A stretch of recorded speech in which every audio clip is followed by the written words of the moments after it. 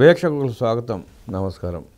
జగన్మోహన్ రెడ్డి పరిపాలనలో టీటీడీలో చేసిన అన్ని దారుణాలకి, అన్యాయాలకి, దోపిడీకి కథా స్క్రీన్ ప్లే డైరెక్షన్ మొత్తం అంతా బొమ్మన కరుణాకర్ రెడ్డి. ఆ విషయం అందరికీ తెలుసు. అయినా సిట్ విచారణలో బొంకుతా ఉంటాడు, నాకేం తెలియదు అంటాడు. కల్తీనే దగ్గర నుంచి, పరకామణిల దొంగతనం దగ్గర నుంచి, టీటీడీ భూములు స్వాహా చేయటం, గోశాలలకు సప్లై చేసే గడ్డి దగ్గర నుంచి అన్ని మేసాడు బొమ్మన కరుణాకర్ రెడ్డి. అలాంటి బొమ్మన కరుణాకర్ రెడ్డి నిన్న సిట్ విచారిస్తే నాకేం తెలియదు అంటాడు. రంకు నేర్చినట్టు బొంకు నేర్చినట్టు ఉంది బొమ్మన కరుణాకర్ రెడ్డి వ్యవహార శైలి. ఆ రోజు ఈవోది తప్ప నాకేంటి బాధ్యత అంటాడు.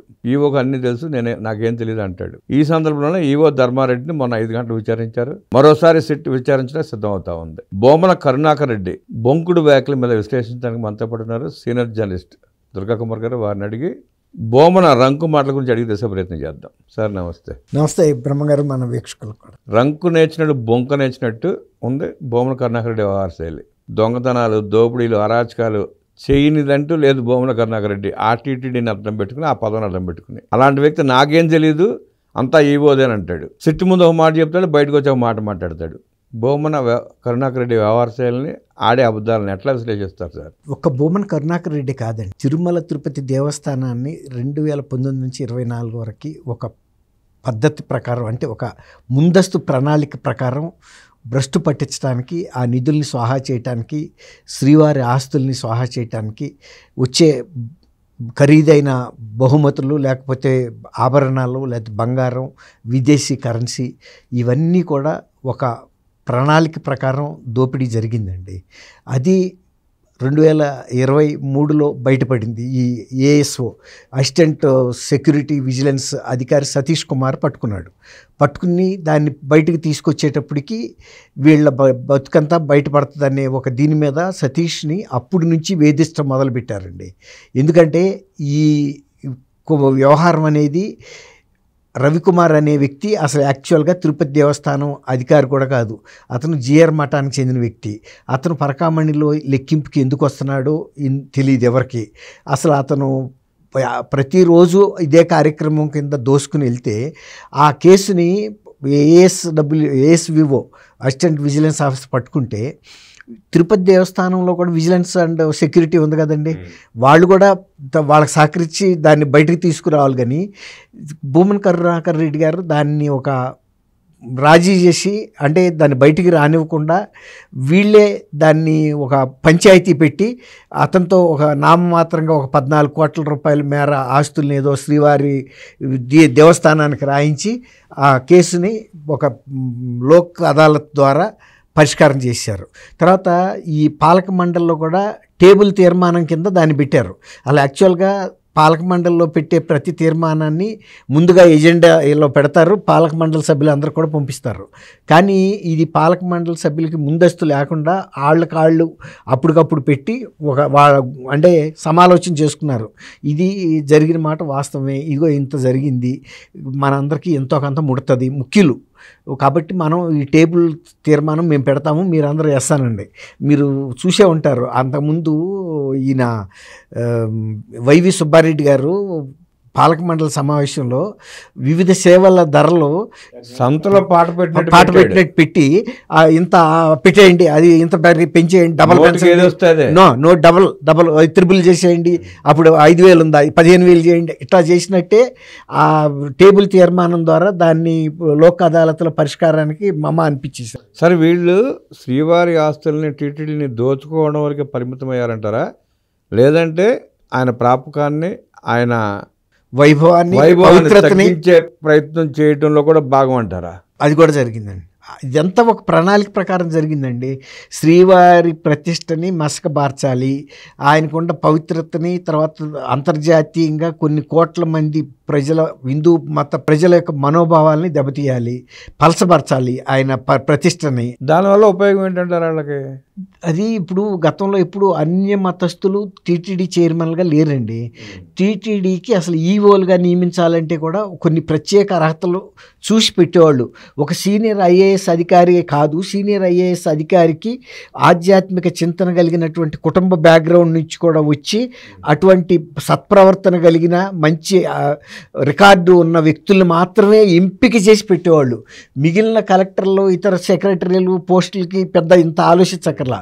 కానీ టీటీడీ ఈఓకి పెట్టేటప్పుడు గతంలో అందరు ముఖ్యమంత్రులు కూడా మన స్వతంత్రం వచ్చిన దగ్గర నుంచి కూడా అట్లా ఎంపిక చేసిన వాళ్ళనే పెట్టేవాళ్ళు, ఆణిముత్యాలు లాంటి వాళ్ళని.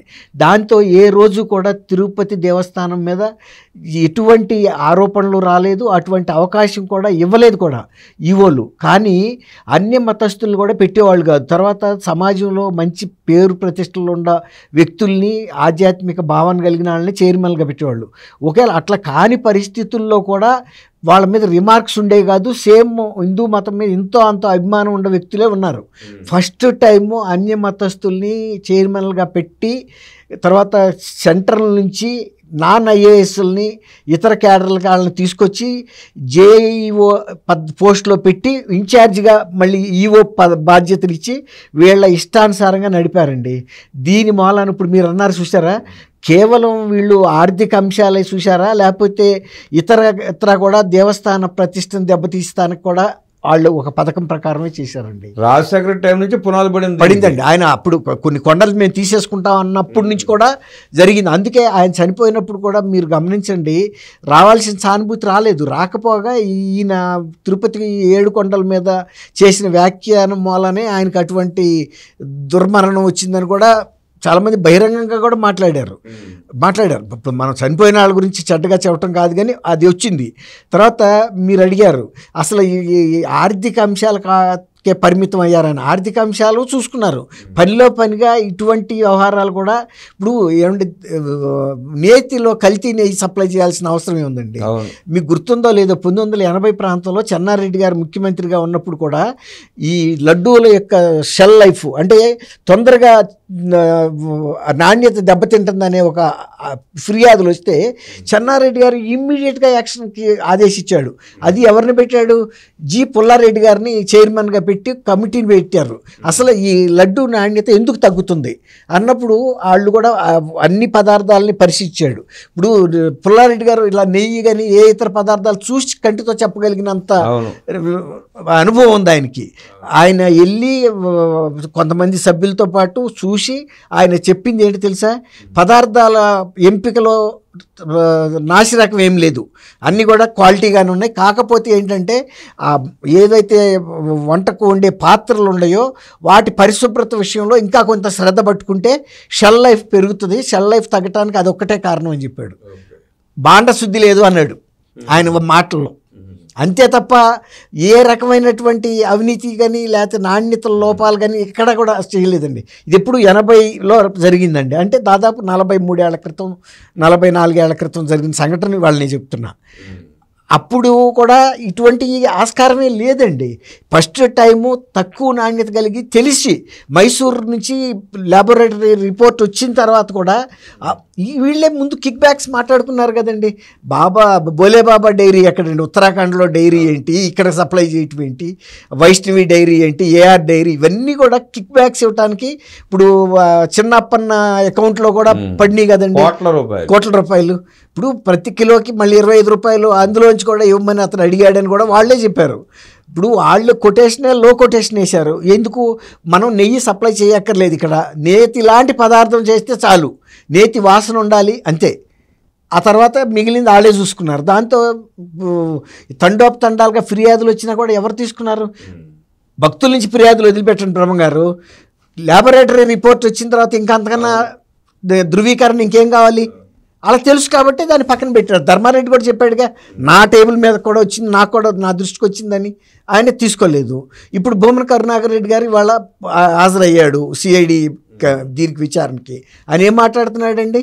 బయటకు వచ్చి వ్యంగ్యంగా, అంటే మేము ఏదైనా చేయగలం, మమ్మల్ని ఎవడేం చేయలేడు అని వ్యంగ్యంగా సిఐడి గురించి మాట్లాడటం. నాకు తెలియదు, ధర్మారెడ్డికే తెలుసు. ధర్మారెడ్డికి తెలియటం ఏంటండి? ఈయనకి తెలియకుండా ఈ రాజీ ఎట్లా కుదురుతుందండి?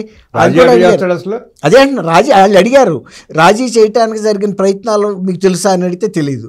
మరి ఎట్లా అనుమతి ఇచ్చారంటే నాకు తెలియదు, ధర్మారెడ్డి చూసుకుంటాడు.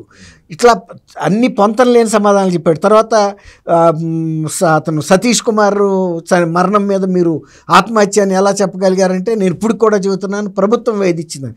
అసలు కూటమి ప్రభుత్వం టైంలో జరగలేదు కదా అసలు. యాక్చువల్గా ఈ దొంగతనం పట్టుకున్నదే వైఎస్ఆర్సీపీ ప్రభుత్వ టైంలో, ఫిర్యాదు ఇచ్చింది వాళ్ళ టైంలోనే, ఆ కేసు ఉపసంహరించుకుంది కూడా ఆ ఒత్తిడి చేసి ఆ టైంలోనే. తర్వాత కరుణాకర్ టైంలో జరిగింది. అవును, అయిన తర్వాత ఈ కేసు పబ్లిక్ ఇంట్రెస్ట్ లిటిగేషన్ ద్వారా హైకోర్టుకి వెళ్ళినప్పుడు హైకోర్టు టర్న్ అయిపోయింది.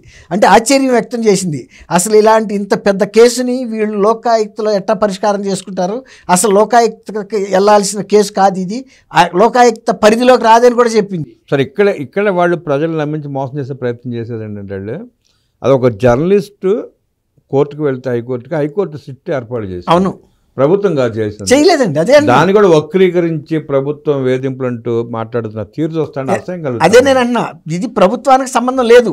ఎందుకు లేదు అంటే ప్రభుత్వం కాదు, హైకోర్టు తను పర్యవేక్షణలో సిఐ ఒక సిట్ని ఏర్పాటు చేసి మీరు పరిశోధించమంది. తర్వాత ఈ సిట్ మీద మాకు నమ్మకం లేదు, సిబిఐ కావాలని సుప్రీంకోర్టు దగ్గర వైవి సుబ్బారెడ్డి వెళ్ళాడు. అప్పుడు సుప్రీంకోర్టు సిబిఐ సిట్తో కలిపి ఒక కమిటీని వేసింది. అవును, ఇంకోటి ఏంటంటే తన ఐడెంటిటీ చెప్పుకోలేదు అక్కడ. అప్పుడు వీళ్ళు చెప్పారు అసలు వచ్చిన వ్యక్తి ఎవరు అనుకున్నారో, ఆయన మాజీ టీటీడీ చైర్మన్గా చేశాడని మందలిచ్చింది. మీరు మీ పూర్తి నిజాలు చెప్పకుండా కూడా మమ్మల్ని తప్పుదోవ పట్టించడానికి ప్రయత్నించారని కూడా వార్నింగ్ ఇచ్చింది. తర్వాత ఇంకోటి అండి, ఇప్పుడు వీళ్ళు ఒక సివిల్ కేసు అయితే లోక్ అదాలత్కి వెళ్ళొచ్చు, కానీ ఇది క్రిమినల్ కేసు, టీటీడీకి సంబంధించిన భారీ ఎత్తున దొంగతనం జరిగింది. దాన్ని వీళ్ళు మాఫీ చేసేయటానికి రాజీ ప్రయత్నాలు చేయటం వీళ్ళలో ఎట్టా జరుగుతుందండి. అందుకే హైకోర్టు చాలా సీరియస్గా తీసుకుంది ఈ కేసుని. తిరుమల దేవస్థానం నిధుల్ని దొంగతనం చేసి 100 కోట్ల రూపాయలు తీసుకుని ఒక 14 కోట్ల రూపాయలు నామమాత్రంగా ఇచ్చేసి మమ్మ అనిపిస్తే అది ఎట్లా సాధ్యం అవుతుందని కూడా అడిగింది. సివిల్ మ్యాటర్స్ అయితే వేరే మాట, అది కూడా వ్యక్తుల మధ్యలో జరిగే సివిల్ మ్యాటర్స్ లోక్ అదాలత్తు. ఈ టీటీడీ అనేది కొన్ని కోట్ల మంది ప్రజల అభిమానంతో ఆ దేవస్థానానికి అనేక రకాలైనటువంటి బహుమతులు ఇస్తారు, నిలువు దోపిడీ కూడా ఇస్తారు కదండి. కొన్ని కష్టాలు వచ్చినప్పుడు నా ఒంటి మీద ఉన్న ఆభరణాలు అన్నీ కూడా ఇచ్చేస్తామని కూడా చెప్తారు, ఇస్తారు కూడా. అది మనం ఇచ్చిన ప్రతి రూపాయి ఇక్కడ తిరుమల దేవస్థానంలో సద్వినియోగం అవుతుంది, స్వామివారికి చెందుతుంది అనే ఒక ధైర్యంతో నమ్మకంతో ఇస్తారు. కానీ ఇప్పుడు ఆ నమ్మకం సడలింది. దాన్ని తిరిగి పునరుద్ధరించాలంటే ఇవి తీసుకెళ్ళి పెద్ద హోదాతో కాదు, లై డిటెక్టర్ ఉంటాయి కదండి కొన్ని, ఆర్ట్ పరీక్షలకి తీసుకెళ్ళాలి, తర్వాత అరెస్ట్ చేసి ఇంట్రాగేట్ చేయాలి. రెండోది ధర్మారెడ్డికి అన్నీ తెలుసు అంటున్నారు కాబట్టి మొన్న 5 గంటలు చేశారు. మళ్ళీ ధర్మారెడ్డి గారిని కూడా పిలిపించి ఇద్దరిని జాయింట్గా కూర్చోబెట్టాలి. జాయింట్గా కూర్చోబెట్టి ఒకళ్ళ ముందు ఒకళ్ళకి నువ్వు చేసావు అంటున్నారు, వాళ్ళకి తెలుసా లేదా, వాళ్ళ పాత్ర కూడా ఉందా లేదా, కేవలం నువ్వే చేసావా అని అడిగితే ఆయన చెబుతాడు. కరుణాకర్ రెడ్డి నేను 2000 మనుషులు నా సొంత మనుషులు పెట్టానంటున్నాను. అవునా, చెప్పాడు. కరుణాకర్ రెడ్డి తెలియకుండా చీమ కూడా కరవదు ఎవరిని. అలాంటి కరుణాకర్ రెడ్డి నాకు సంబంధం చైర్మన్గా ఉండి ఎట్లా, అదే అండి. ఇప్పుడు ఏంటంటే వైవి సుబ్బారెడ్డి నేను హిందువుని అంటాడు, బోమన కరుణాకర్ రెడ్డి నేను హిందువుని అంటాడు. మీ ఇద్దరు హిందువులు అని చెప్పుకుంటా స్వామివారి ఆస్తులను దోచుకోవడానికి అంటే భయం లేదు, పరమతం కోసమే వాళ్ళు ఇలాంటివి చేస్తున్నారని చెప్పి ఆరోపణలు కూడా ఉన్నాయి. అవునండి, అదే అంటున్నా. ఇప్పుడు జగన్మోహన్ రెడ్డి గారికి ఆయన అన్యమతస్తుడండి, కానీ టీటీడీ అనేది హిందూ మతానికి చెందిన ప్రపంచంలోనే పేరుగాంచిన దేవస్థానం తెలుసు కదా. మరి నిన్ను ప్రజలు ముఖ్యమంత్రిగా 150 స్థానాలు ఇచ్చినప్పుడు వాళ్ళ మతానికి, ఆ మతానికి చెందిన చైర్మన్ దొరకలేదా మీకు? ఆయన కూడా ఒక దురుద్దేశంతోనే చేశాడండి. ఇది అన్ని మార్గాల్లో ఎలా దోపిడీ చేశాడో, ఒక లిక్కర్ స్కామ్లో, ఒక మైనింగ్లో, ఇలాంటివన్నీ ఇది కూడా అలాగే పెట్టుకున్నారు తప్ప ఇది ఒక పవిత్రత అనేది లేదండి. ఇక్కడ మనం ఒకటి గమనించాలండి, కొన్ని శతాబ్దాలుగా భారతదేశాన్ని అన్య మతస్థులు పరిపాలించినప్పటికీ బ్రిటిష్ గవర్నమెంట్తో సహా ఎవరు ముస్లిం చక్రవర్తులు, మొఘల్స్ కానీ ఇంకెవరు కూడా తిరుపతి దేవస్థాన పరిపాలనలో వాళ్ళు జోక్యం చేసుకోలేదండి. వాళ్ళకి తెలుసు ఇది ఒక పవిత్రమైనటువంటి వ్యవస్థ, ఇది మనం వెళ్ళకూడదు, దాంట్లో ఏలు పెట్టకూడదు, దీని నుంచి డబ్బులు ఆశించకూడదు, వాళ్ళకి ఆ స్వేచ్ఛ ఇవ్వాలనేసి దాని పరిపాలనకి ఎప్పుడు కూడా ఒక స్వయం ప్రతిపత్తిగా వెళ్ళిందే తప్ప ఎవరు జోక్యం చేసుకోలేదు. ఫస్ట్ టైము అన్య మతస్థుల్ని చైర్మన్గా పెట్టిన కీర్తి వైఎస్ఆర్సీపీ ప్రభుత్వంలోనే జరిగింది. తర్వాత ఇంత భారీ కుంభకోణం కొన్ని సంవత్సరాల పాటు జరిగితే పట్టుకున్నప్పుడైనా కనీసం చైర్మన్కి దృష్టికి వెళ్దండి. అందులో భూమన కరుణాకర్ రెడ్డి గారి రెసిడెన్స్ తిరుపతి. ఇప్పుడు ఇతర చైర్మన్లన్నీ అయితే కొంతమంది దూర ప్రాంతాల వాళ్ళు ఉంటే అప్పుడప్పుడే వెళ్తారు తప్ప ప్రతిరోజు ఆయన దాని మీద కన్నేసే ఉంచుతారు. ఎక్కడ ఉన్నా అక్కడ కూడా ఇంటెలిజెన్స్ వ్యవస్థ ఉంది, వెంటనే చైర్మన్ చెబుతుంది, రిపోర్ట్స్ పంపిస్తారు. ఇంటెలిజెన్స్ ఉంది, మీరు అన్నట్టు సెక్యూరిటీ ఉంది, తర్వాత విజిలెన్స్ ఉంది, అన్నీ ఒక ప్రభుత్వంలో ఉండే ప్రతి విభాగం అక్కడ ఉందండి. మినీ వాళ్ళు స్పష్టంగా దోసుకోవడానికి సిద్ధపడే ఆ పదవులు అనిపించారండి అక్కడ. తర్వాత రవికుమార్ అన్ని సంవత్సరాల పాటు జరుగుతుంటే అసలు అతన్ని ఎందుకు అలౌ చేశారండి? ఇప్పుడు ఆయన్ని కరుణాకర్ రెడ్డి గారిని ఒక మాజీ చైర్మన్గా కాదు, ఈ కేసులో ఆయన ఇంత అబద్ధంగా మాట్లాడుతున్నాడు కాబట్టి ఆ టెస్టులు ఉంటాయి కదా, లై డిటెక్టర్స్, అలాంటి టెస్ట్కి పంపాలి. ఈవెన్ ధర్మారెడ్డిని కూడా పంపాలండి. సరే, ఆడు చదువుకున్నాడా, గొడవలు కాసేవాడా, ప్రెసిడెంటా, మంత్రి, ఎమ్మెల్యే, సీఎం, ఆ పదవులు అడ్డం పెట్టిన వీళ్ళు దోచుకొని ఆ పదవులకు అపకీర్తి తీసుకొస్తా, ఇక్కడ వ్యవస్థలు కూడా వాళ్ళని ఆ పదవులు ఉన్నారు కాబట్టి వాళ్ళని ఏం చేయకూడదు, వాళ్ళని కొట్టకూడదు, లై డిటెక్టర్ ప్రయోగించకూడదు, వాళ్ళతో నిజాలు చెప్పించకూడదు, లౌకికంగా జాగ్రత్తగా సమాధానం రాపట్టుకుందామంటే అలాంటి దొంగలు పొరపాటు కూడా సమాధానం చెప్పరు.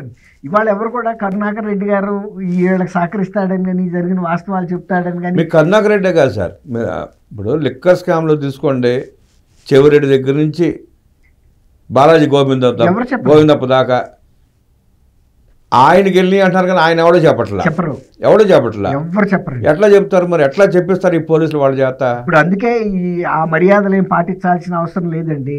ఇది తిరుమల ఇప్పుడు అందులోనే హైకోర్టు దృష్టికి వెళ్ళింది కాబట్టి సిఐడి వాళ్ళు కూడా జంకాల్సిన అవసరం లేదు. ఒక పిక్ పాకెటర్ మీద, ఒక నేరగాడి మీద, ఒక దొంగ మీద, ఒక హంతకుడి మీద వాళ్ళు ఎలా వ్యవహరిస్తారో అలాగే వ్యవహరిస్తే నిజాలు బయటకు వస్తాయి. ఎందుకంటే ఇది కోట్లాది మంది ప్రజల మనోభావాలకు సంబంధించిన అంశంలో ఉద్దేశపూర్వకంగా చేశారనేది క్లియర్గా తెలుస్తుందండి. కోట్లాది ప్రజల మనోభావాలు ఒకటి, ఆ భక్తుల మనోభావాలు దెబ్బతింటున్నాయి ఒకటి, మళ్ళీ వాళ్ళకి ఖర్చు పెట్టే ప్రతి రూపాయి కూడా ఆ ప్రజలదే. అవును, ఆ ప్రజల డబ్బులు దొంగతనం చేసి దోచుకుని వీళ్ళు మళ్ళీ కేసులు ఎదుర్కొంటా ఖర్చు పెట్టేది కూడా మళ్ళీ ప్రజల డబ్బులే. పోలీసులు కావచ్చు, వాళ్ళు కావచ్చు, ఖర్చు పెట్టే ప్రజాస్వామ్యమే. కరెక్ట్. కాబట్టి ఇవాళ వీళ్ళని ఎవరిని కూడా దయతలిసి వదిలేయాలి, గౌరవంతో వదలాల్సిన అవసరం లేదండి. ఇది ఇప్పుడు ఫస్ట్ జగన్మోహన్ రెడ్డి గారు కూడా మొన్న ఆవులకి పౌష్టికాహార లోపం వల్ల జరుగుతుందని కూడా ఆయన సమర్థిస్తానికి ప్రయత్నించాడు. కానీ నివేదికలన్నీ కూడా క్లియర్గా వచ్చినాయి.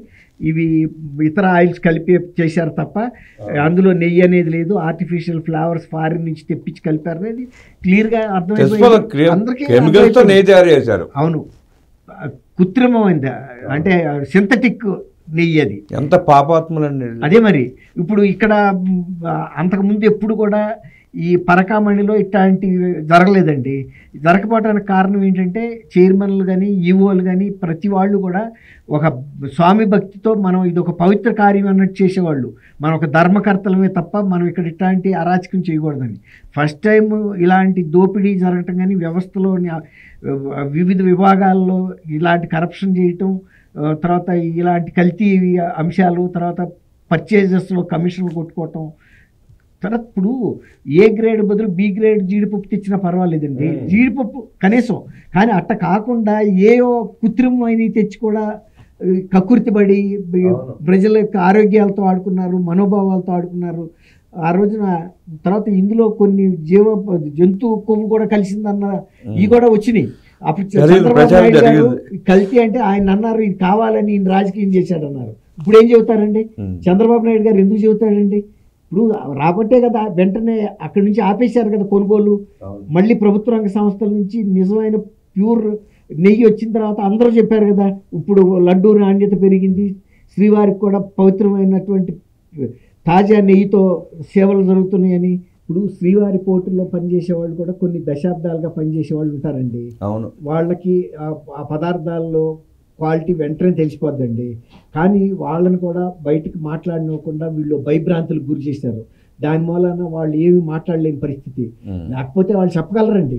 ఇప్పుడు ప్రతి బ్యాచ్లో కూడా తర్వాత 2 సార్లు క్వాలిటీ పట్టుకుని కూడా తిప్పి పంపి మళ్ళీ అదే ట్యాంకర్లు వస్తే కూడా యాక్సెప్ట్ చేశారు. అంటే అక్కడే తెలుస్తుంది, వీళ్ళందరికీ తెలుసండి ఫస్ట్ డే నుంచి అసలు మాట్లాడుకున్న తర్వాత మాత్రమే ఈ బోలే బాబా డైరీలు ఇవన్నీ కూడా వచ్చినాయండి. వాళ్ళు ప్లానింగ్ ప్రకారం దోచుకున్నారు. అన్ని ప్లానింగ్ ప్రకారమే జరిగింది సార్. ఏది యాదృచ్ఛికంగా జరిగిన సంఘటన ఏం లేదు. కాబట్టి కరుణాకర్ రెడ్డి గారు ఇవాళ సిఐడి ముందుకు వచ్చి ఆయన ముందుగా ఎట్లా ఆర్కెస్ట్రా చేసుకున్నాడో చెప్పదలుచుకుంది అదే చెప్పాడు. ఇవాళ ప్రభుత్వాన్ని నిందించడం అనేది ఇదే ఆత్మహత్యకి సంబంధించి ప్రభుత్వ పాత్ర ఏముంది, అంతకు ముందు ఇచ్చిన ఆదేశాలు కొనసాగుతున్నాయి. తర్వాత ఇంకోటి అండి, సతీష్ ఆత్మహత్య చేసుకోవాల్సిన అవసరం ఉంది.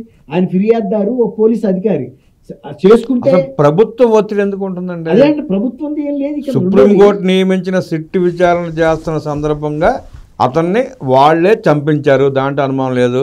కరుణాకర్ రెడ్డి పాత్ర స్పష్టం దాంట్లో. అతను ఈ కేసులో వాంగ్మూలం ఇవ్వటానికి వచ్చినప్పుడే ఎందుకు చనిపోవాలి, వస్తున్నప్పుడే. అవును. రెండోది, అతను దోషి అయితే సూసైడ్ చేసుకున్నాడంటే అర్థం ఉంది, ఆయన దోషి కాదు కదా. తర్వాత ఆయన చిన్న దొంగతనాన్ని బయటపెట్టింది ఆయనే బయటపెట్టాడు. తర్వాత ఆయన భయపడేవాడైతే ఇన్ని రోజులు ఉండడు కదా. ఆయన విధి నిర్వహణలో భాగంగా వస్తున్నాడు. కాకపోతే వాళ్ళ ప్రభుత్వం మీద వాళ్ళు చేసినప్పుడు వివేకానంద రెడ్డి గారి హత్యని ఎలా ఉపయోగించుకున్నారో, పరిటాల రవి హత్యని ఎలా ఉపయోగించుకున్నారో, ఇది కూడా ఇప్పుడు సతీష్ని కూడా వాళ్ళు ఏంటి ప్రభుత్వం మీద వేసి వాళ్ళు తప్పించుకోవడానికి చూస్తున్నారు. కాబట్టి అవసరమైతే దీని మీద కూడా ఇంకా ఉన్నత స్థాయి కమిషన్ విచారణ జరపాలి.